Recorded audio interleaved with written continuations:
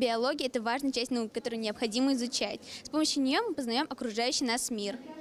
Мы находимся на мероприятии, посвященном чествованию победителей и призеров регионального этапа Всероссийской олимпиады школьников.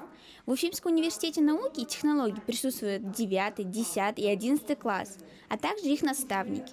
Ребят награждали и говорили теплые слова, а также и не забыли про педагогов. В Олимпиаде было 2 тура, практически и теоретически. Проходили они несколько дней и были совсем непростые. Расскажи, как победить в Олимпиаде по биологии?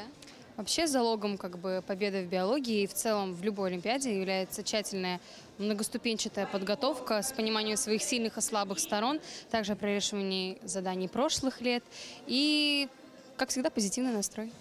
Для школьников, их учителей и родителей был проведен квест по лабораториям университета в IQ-парке и Институте фундаментальной медицины.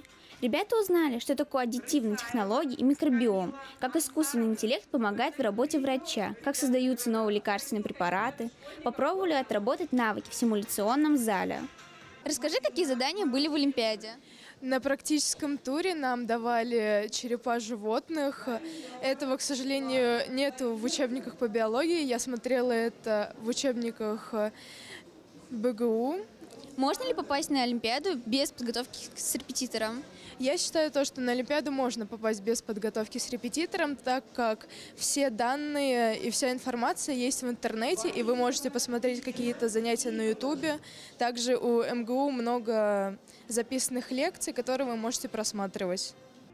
По итогам регионального этапа 2024 года у уфимской команды 80 победителей и 524 призера. Ребята, показавшие лучший результат на региональном этапе Всероссийской олимпиады школьников, пройдут на заключительный этап в Сочи. Олимпиада – это необычное состязание своих знаний. Они помогают узнать, на что ты способен, что умеешь и что нужно доучить. А в Сочи Олимпиаду дают еще дополнительные баллы к ЕГЭ. Айлина Султан, Татьяна Никитина, специально для Коры новостей.